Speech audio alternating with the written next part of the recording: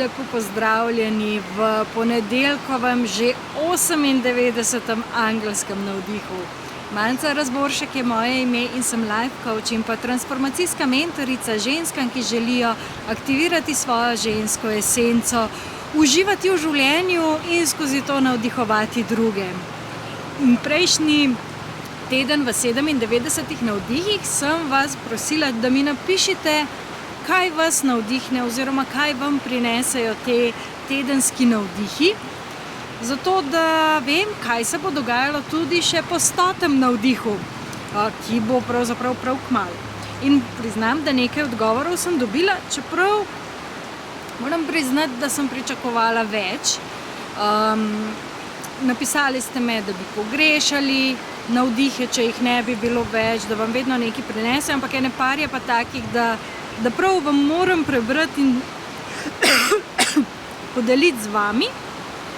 Recimo Janja je tako lepo napisala: Manca, vsak teden nestrpno čakam, da te vidim vsej tvoji blesteči postavi in izjavi. Hvala, Janja.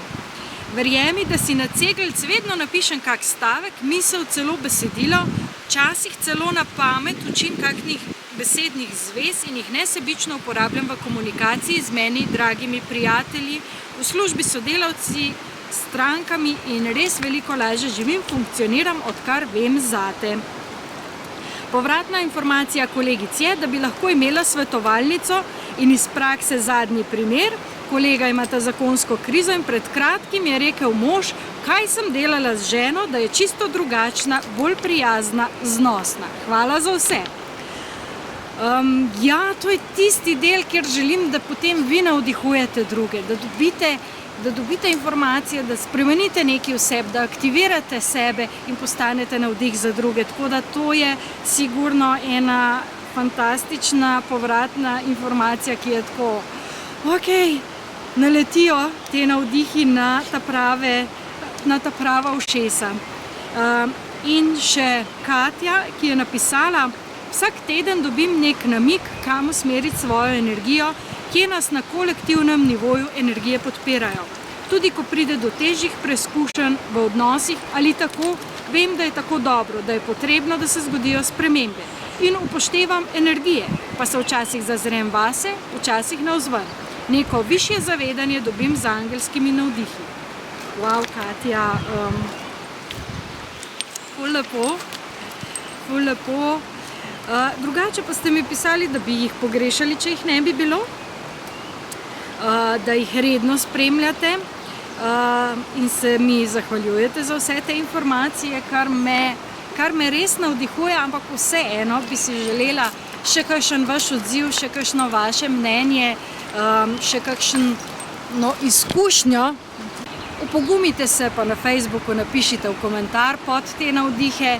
Če gledate preko YouTube ali moje spletne strani, pa mi napišite svoje mnenje oziroma zakaj bi pogrešali navdihe, če jih ne bi bilo, na info@manca.si.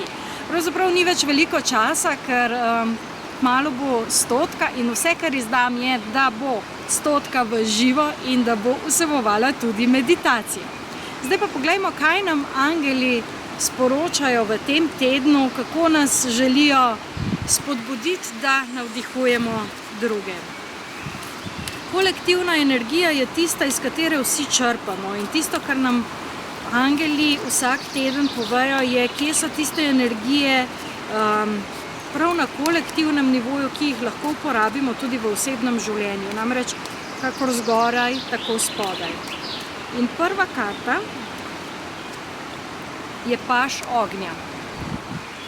Paž ognja, ki govori o novih podvigih, o tem, da je potrebno v situacijah uporabiti neko izvirnost, neko iznajdljivost, da je potrebna ustvarjalna energija, ki pride iz tiste radovednosti, nagajivosti, nečesa novega, kar želimo sprobati. To ni tista resna energija, ampak je raziskovalna energija odkrivanja svojih lastnih sposobnosti, ki nas dvignejo v vibraciji na neko novo spiralo pravzaprav in tako da neke mlade energije, nove energije, ki vas spodbujajo, da poskusite tudi kaj novega.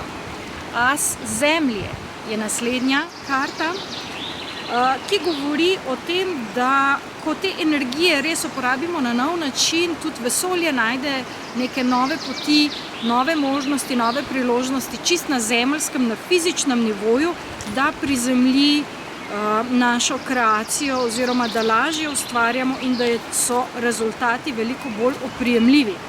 Tako da energija, ki se prenaša na fizični nivo, ampak ne prek resnosti, ampak prek ustvarjalnosti. In pa kraljica vode.